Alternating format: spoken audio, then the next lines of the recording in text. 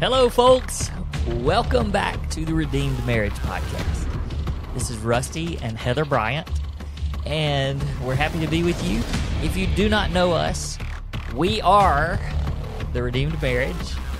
We love to share our story of redemption so that we can help marriages to have hope. And if your marriage is struggling, or even if it's not struggling and you just need some encouragement and just want some marriage tips and advice from a couple that has lived through a lot of stuff, then this is the place for you. Yeah. And we're glad you're here.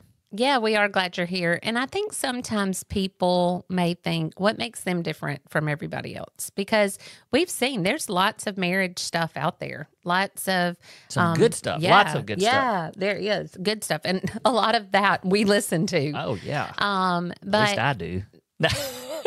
Oh, you just called me out. And a lot of that you listen to. Heather loves podcasts. How bad is that? You do a podcast, a very successful podcast, and you don't really listen to podcasts. I don't.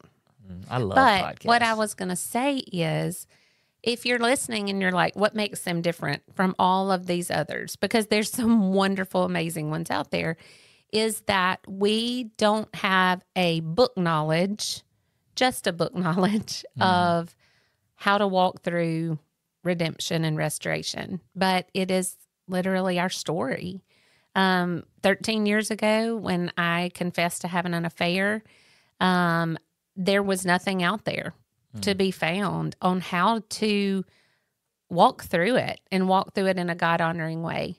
But because of where God brought us, He's just put it on our heart to reach out and help other people in how they can walk through it well. And we didn't do it perfect, but but it worked for us. Well, I think the thing that makes our story a little bit different, a little bit special, is it does come with that baggage and that experience. And so when we share the things that we share and the things that we learned, I mean, it is truly what we did. Right. And some of it worked, some of it didn't work. And so we've been able to go back and look through all of those things and sort of, I mean, it's a little bit of a roadmap that we paved ourselves. Yep. And so, you said it. We don't have the education. We don't have all the letters behind our name. And I think that that's probably what attracts people to us. You know, this is one of the things that we love doing is marriage coaching. And if you've never explored that, we would love for you to go to our website, theredeemedmarriage.com, and just check out what we do with marriage coaching. And it's different from counseling. And so we, in fact, we have done marriage coaching with lots of couples. We love it. And I would say that a large majority of the people that we do coaching with, they're either in counseling currently or have been in, they've at least done some therapy, counseling, professional counseling, which is awesome. And it's awesome that they can do that and then go, we need something a little different too. Not that counseling's not working, so we got to try something else. It's like, no, we need to journey with somebody that's actually walked this road. Right. And a lot of people go to counseling one-on-one. So like the wife will go to counseling or the man goes to counseling, but this is something they can do together. Yep. And that's what makes this really unique and special. And even if you are going to marriage counseling as well, we try to look at how to move forward and how to walk successfully towards the marriage you've always wanted. And that's why even if you haven't really even experienced trauma and you just are like, man, we just need a couple to mentor us and journey with us, that's what we love doing. Yeah, so anyway, that's our joy. That was not supposed to be a sales pitch, but it is.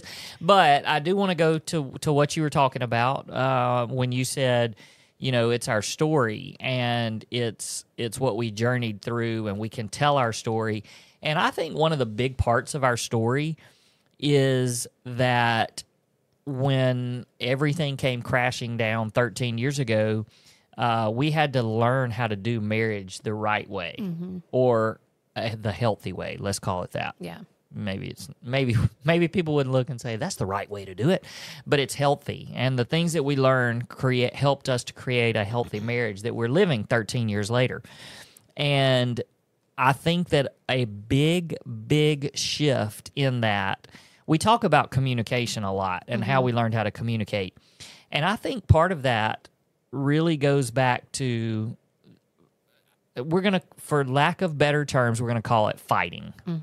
And we actually had a call with our mentoring, our community mentoring group that we have a program for. When you finish marriage coaching, you can move into our marriage mentoring group.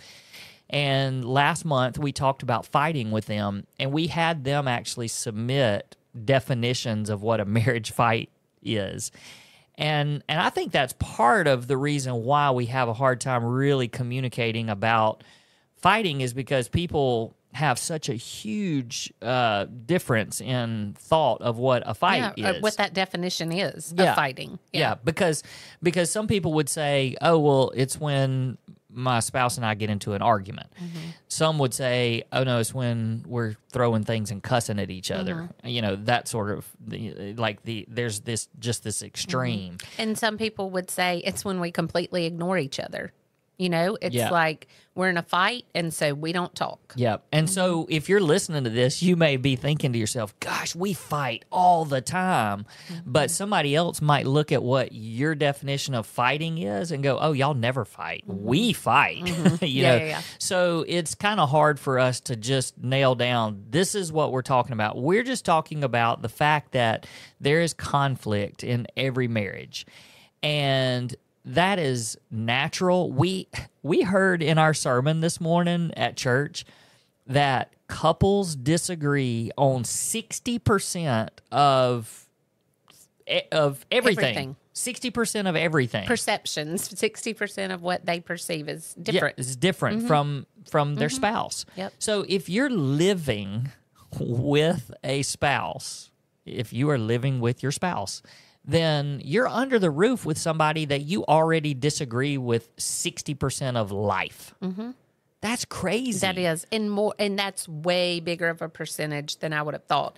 But then there's some people out there that's like just 60. Yeah, that's true.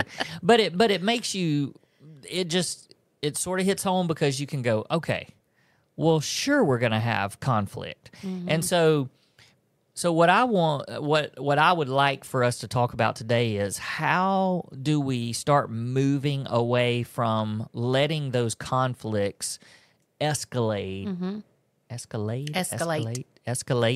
into full-blown arguments, fighting. You know, you can describe it however you want to describe it, but it's basically, we need to learn how to communicate well so that conflicts are handled in a healthy manner, rather than moving into something that's unhealthy. That's right. I mean, it kind of gives me the picture of dynamite, where you can light a fuse and you have a minute to figure out how you're going to handle that.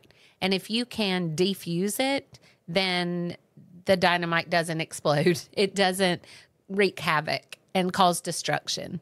But if you don't handle it correctly, then, you know, that dynamite keeps going. That's actually a good, that is actually, where did you come up with that one? God just gave that to me. I like it. I tell you, 90% of the stuff I say. So conflict is sort of like the lighting of the fuse. Yeah. And then it's, okay, are we going to let this thing completely blow up, or are we going to figure out how to diffuse it before the bomb goes off? That's right. I like that. Actually. So that's what we're talking about, because you may have decided to listen to this podcast because somewhere in the title of this thing, it's going to be something like, we fight. We fight all the time, or we can't stop fighting, or I don't know what we're going to call it, but we'll see. So we talked about how at the beginning of this, Heather said, we have a story, we have an experience. And pre-confession, pre-infidelity, there was 15 years of conflict. And looking back on it, we realized how unhealthy we handled conflict in our marriage. Now, if you would have asked me 15 years ago, before everything came out, do y'all fight very often? I don't know that I would have said yes. But when I look back on it now, I think, yeah, we might have just kind of been in conflict a lot, and we just never handled it in a healthy way. Yeah. Yeah, that's fair. And I think that looking back, I see that we had a lot more conflict than either one of us really knew until we see it now and go, ooh, yeah, that wasn't healthy at all. Yeah. So I think we've talked some about conflict and how how we handled conflict in the wrong way. But I think that's what we need to do is we need to talk about the ways that we handled it wrong. Okay. Well, first of all, I think that we both had an unhealthy picture of conflict coming into our marriage. Yeah. Now, before you go, oh, I know their parents and they're fixing to talk bad about them. No, we both had amazing parents. But I think it was partly a generational thing as well. But that we never saw them fight. Like I never saw my parents fight ever. They just didn't have disagreements. They didn't talk through conflict in front of us at all. It just, I guess they did that behind closed doors or had discussions once we were asleep or whatever. So the first time that we had a disagreement, when we got married, I was like, oh my gosh, something's like really wrong with us because we got into a fight or a disagreement. And so I think that played a role in how we started to handle our conflict. And we didn't want to handle it big and we didn't want to handle it loud because we had never seen that demonstrated. And so I manipulated you pretty easily into always making it your fault. And you got so tired of it being your fault, you just apologized. You were just like, okay, I'm sorry. Yeah, that pretty much sums it up. And what's so weird is we dated for 7 years. So we had conflict. Yeah. And we fought during dating. But I think that we just thought that was going to end. When we got married. Sure. And I don't know that anybody was real honest with us about, the conflict that you have when you're dating. It just grows and magnifies when you get married. I don't think we ever got that from people. We do premarital counseling now. And we tell them We tell them that, hey, whatever bugs you about her, it's going to bug you a million times worse when you get married. It doesn't go away. It's not like it stops. But I think now everybody wants to come to premarital counseling with us. That's okay.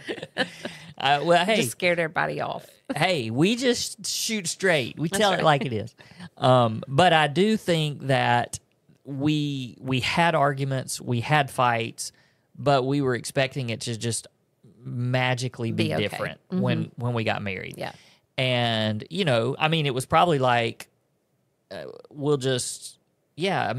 by living together, it's not gonna, those things are not gonna happen. So, yes, you're right. When we started having disagreements and conflict, we didn't know how to handle it because it had not been modeled right. Right.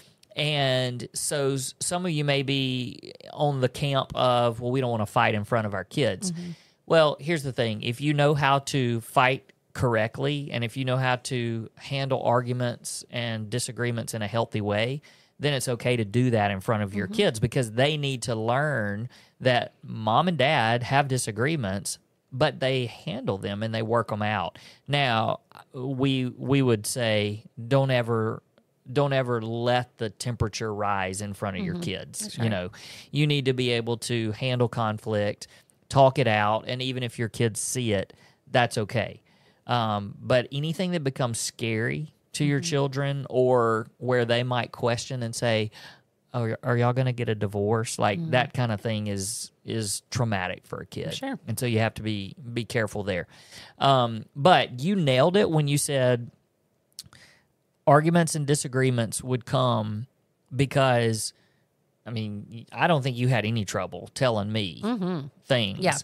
And my response was always, well, I know where this is going. There's no way I can explain myself and be any kind of right. So I'm just going to go ahead and apologize. Right. It's like the old man that wakes up in the morning and says, I'm sorry. And his wife says, what for? For everything I'm going to do wrong today. I mean, that's how I felt sometimes. And then on the flip side of that, if I ever let something just fester enough inside of me where I felt like I needed to come and finally tell you about it, I mean, even looking back on it now, I'm like, why did I ever even do that? Because I knew where it was going to go. It was going to come back to, I mean, first of all, you probably weren't really listening because you were just thinking of how you were going to defend yourself. And then once you figured out how you were going to defend yourself, it was, how am I going to twist this around to where it's actually your fault? And so that's kind of how our crazy cycle of arguing happened through the first 15 years of marriage. And so what we had to do beyond that, or past that, once we figured out, hey, we are not communicating in a healthy way, then we had to learn how to do it the right way. Yeah. You know, one of the things, it's funny how we've been talking about fighting for about a month post our mentoring session. And then our pastor this morning, his sermon was not just on this point, but he mentioned this point, and I was like, that applies so much to what we're talking about today. And he said that if you have conflict, it shows a level of, it can show a level of spiritual immaturity when you fight a lot. Like, everybody has conflict, so don't hear me say that. But if you're fighting a lot, or if you're getting in disagreements with people at work and you change jobs and you're still in disagreements with people at work, he even said, you're the common denominator in that. But it shows a level, it can show spiritual immaturity. And then he went on to say that if you can never be wrong, that's immaturity. If you cannot realize that you can be wrong and allow people to speak into your life, then that is being spiritually immature. Like, we all have a level of, hey, you need to have some truth spoken into your life. And I think that if you're in a place, which I definitely was from the beginning of our marriage until 15 years ago or 13 years ago, where I could never be wrong. And if you tried to speak into that truth, it just flew all over me, and it caused a complete disagreement and a complete argument, because I was like, you're wrong. You're wrong. I can't be wrong. And that sounds so incredibly harsh looking back on it, but there are people in their marriages that they're like, yep, that's my spouse, or yep, that's me. That I just can't be wrong. Well, it's like when he said in the sermon, you're out there looking for Mr. Right, and then when you find Mr. Right, you find out his first name is Always. It was funny. Yeah. But I think that there's people listening right now, and there's probably more people that are listening that probably go, ooh, that's me. Like, I do. I think that there's people that are listening that's like, yeah, I have a real problem with that. Or you're listening and you're going, oh yeah, that's my spouse. Yeah. My spouse is never wrong. So let's camp there for just a second. And here's what I want you to do, since that was you, and that's sort of how, you're bent more that way. You're not that way now, but I think that sometimes that old fleshly part of you, of course, comes up. And how do you handle that now? So tell the person that's listening, that's like, yeah, I have a hard time. The reason why our arguments are not handled in a healthy way is because I'm not usually wrong. Yeah. I would say that the first thing that I always try to do is to ask God to show me truth. Like, in the moment, I'll say, God, show me truth. because I think so many times the enemy wants us to not see truth and go ahead and say, yeah, you're right. I'm right. I'm right. You're wrong. And I always try to see, I try to see it through the lens that would be God honoring in how I respond. And so I say in my head, I mean, I know, like I say this all the time, God, show me truth and help me handle it in a way that's honoring to you. And sometimes, and this is not just with you, in conflict in any area of life, sometimes that's speaking a hard truth to someone. It's not always being mild and meek and backing off. There's times where in speaking truth, you're doing that in love. But most of the time it calls for putting a guard over your mouth or to speak in a way that is gentle and God honoring and not selfish. And so so that's something I constantly battle, where it's like, help me to see truth, help me to speak in a way that's God honoring, help me to honor you as my husband while we talk, and just making sure that I turn off the little robot in my head that's always saying, what about me? What about me? What about me? What about me? What about me? Because that's the flesh. Your flesh is saying, yeah, but what about me? Yeah. And so just making sure that voice is turned off and listening through the right lens. Well, I think a big part of it is just listening. Yeah. And, we have an incredible tool that we're not going to go into today, but the Heart Talk. And if you let us do marriage coaching with you, we can we do go over the Heart Talk, but it is an important tool for communicating, because that person that is really bent towards I'm always right, when you have to listen, it diffuses a lot of that. Okay, so let's flip it around real quick and let's come back to the person that I was, and the person that I was, and I still have a bend towards this, is to not want conflict. And because I don't want conflict, I keep things inside, don't come to you and talk to you about it as I should. So it becomes bitter sometimes. And then if you come to me, it's also I just want to get out of this, and I'll just say I'm sorry. And so, we were saying how unhealthy it is to be the person that's I'm always right, but it's also unhealthy to be the person that just wants to completely get out of every conflict and not resolve anything. Now, every conflict doesn't have to have a resolution, but there's some of you out there listening that's just like, oh, I hate conflict, so I'll just do anything. I'll do anything to stay out of it. And that means never bringing anything up that's bothering me, never speaking to my spouse about difficult topics.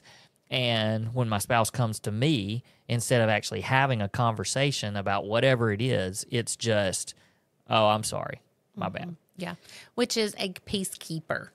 Yeah. Not a peacemaker. Yeah, that's right. But just a peacekeeper. Like, I'm just going to avoid it. I'm not going to talk about it, just to keep the peace. Yeah. Instead of somebody who comes in and tries to make peace, with how you handle it. Well, and as we were learning how to communicate through all communication, when we were learning this, as we were healing and restoring our marriage, the key word was safety. And it was just we need to both be a safe place to each other, to where I know, like, even though I don't like talking about hard things a lot of times, because honestly, a part of it is that I am I self-reflect, and I do so much internal processing. There's a lot of people out there that everything processing is external. I'm more of an internal processor, which means I can take things and I can deal with them internally. And most of the time it causes me to, well, I don't even need to bring it onto the outside.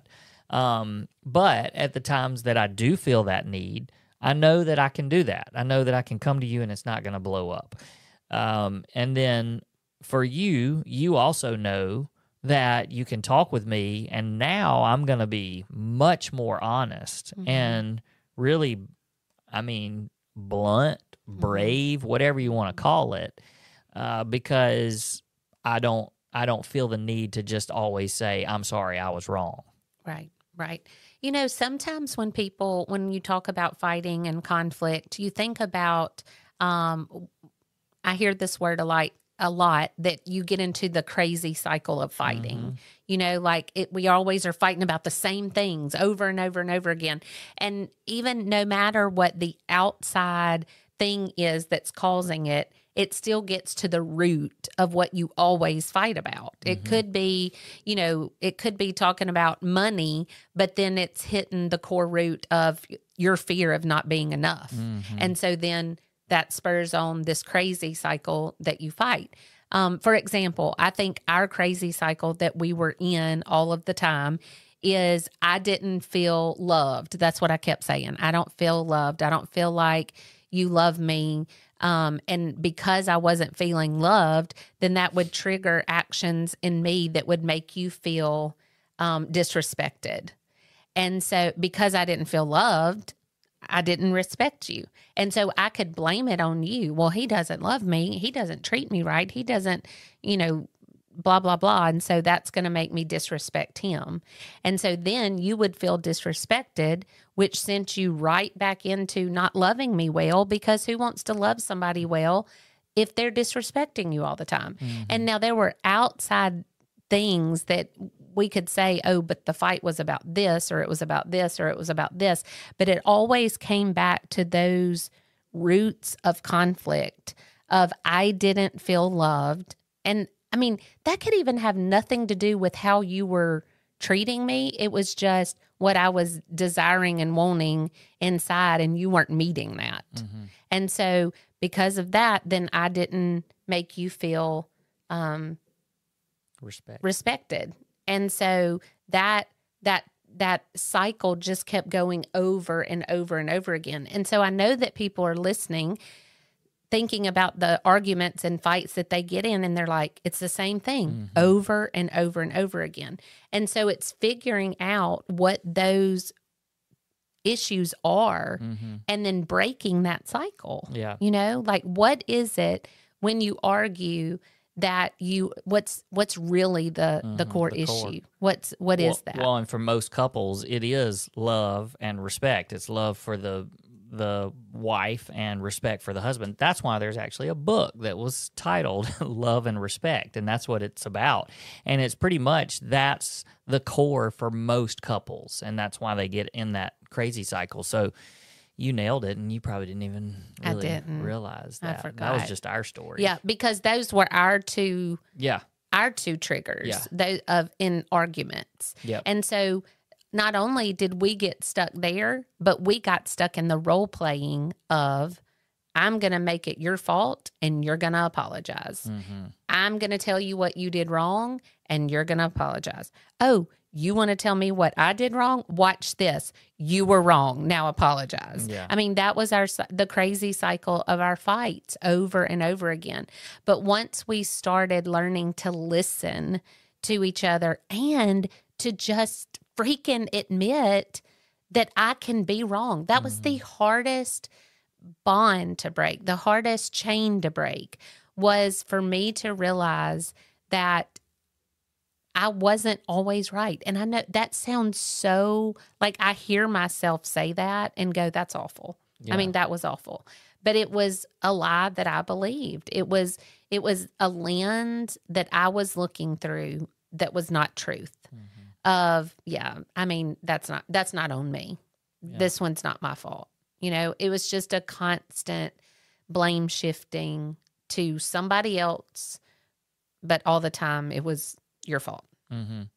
You know, what do you think? I'm going to ask this. This needs to be kind of the last thing, but there's a lot of people, and I think that there's a lot of people, guys and girls out there, or husbands and wives that are out there, so that are in a situation where it's like eggshells. Like I'm, walking on eggshells as far as I feel like I need to talk to this about my spouse, but if I do, I know what's going to happen. And not only is it like I know what's going to happen, but it's going to disrupt the mood of the house maybe for days. Like we've even had people tell us that like something will happen and then it causes this 3-day shutdown and so sometimes the person that doesn't like conflict, they're just like, well, I'm not saying anything because I don't want to spend the next 3 days in the doghouse. Right, just for bringing something up that I probably should bring up. So if this may be really hard to answer. We probably shouldn't have opened this can of worms here for the last couple of minutes. But let's just rewind it and hit pause. No, I really. And thanks for joining us on the Teen Marriage Podcast. But let's just say that there's somebody out there that's listening to this, and we're gonna rewind it 13 years, and you're that person. That you're self-admitting it's walking on eggshells around me in our marriage. What do I do in a situation like that? How can I even start the process of approaching you? Because I think that there's people out there that are going, oh, those are great things. Great. Y'all are awesome. How am I ever supposed to talk to my spouse about this? Because even this is walking on eggshells with my spouse. And so I don't want to go to them and say, hey, go listen to this podcast, please. Or, just, hey, I just want us to do a better job of communicating and fighting in a healthy, or, conflict in a healthy way, because that is scary. To somebody like me 13 years ago, that's scary to even bring that up to somebody like you. Mm-hmm.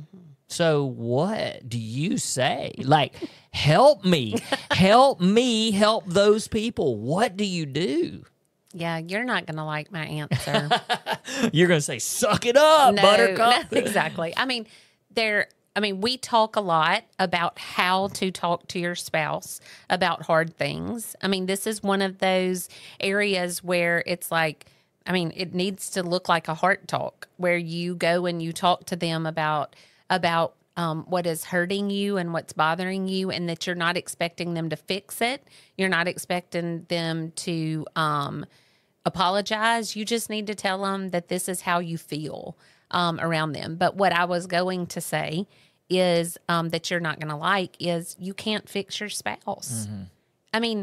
You can't.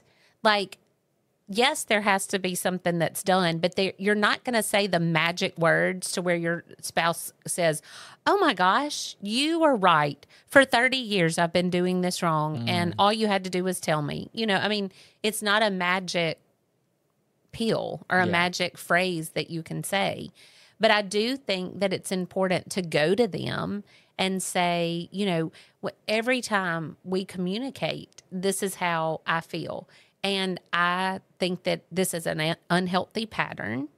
And I want us to try to work on this together. Because if you go into it where you're saying, this is you make me feel this way. You don't handle conflict right. Yeah. When we talk, you're always the one that's getting mad. If you're you, and it's not going to go well. Yeah. But if you say, hey, I think this is something that we really could improve on, and that we could start to do better in.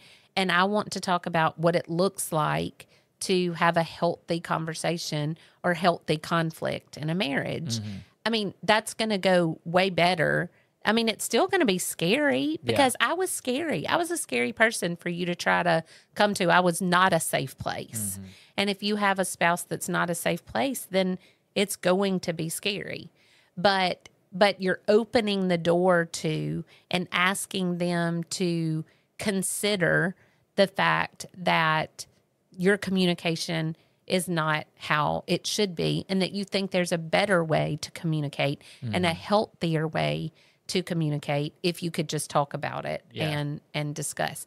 But I also think the most powerful thing that you can do is pray for your spouse and pray for them to see the brokenness in the way that you fight. Yeah. And ask God to open their heart to that, open their mind to that, break them of that. Because, like I said, it's not something you can fix. Like, I can't imagine you coming to me and saying, hey, you don't do great in communicating and you always make it my fault, and me responding well to Right. that. That's right. I mean, I would Right. not have responded well to that. No, I think that some of the things that you mixed into that answer, I think were really, really good points that that anybody could try. And I think the biggest, it's all in the approach, and it's all in, the thing is, when there's something that's on your mind and you need to talk, you really just want to be heard.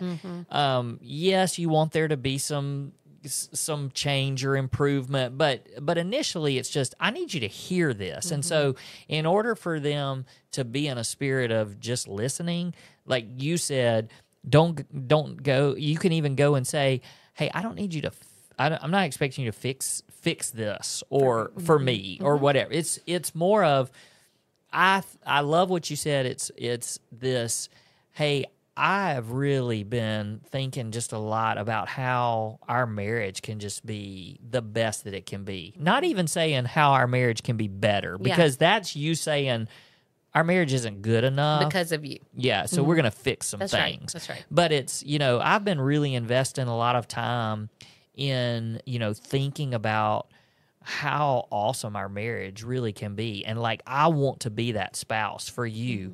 And part of it is getting out of this rut of, unhealthy conflict and communication. So one of the things that, and I'm not expecting you to, I don't want you to fix it. I just want to share this with you.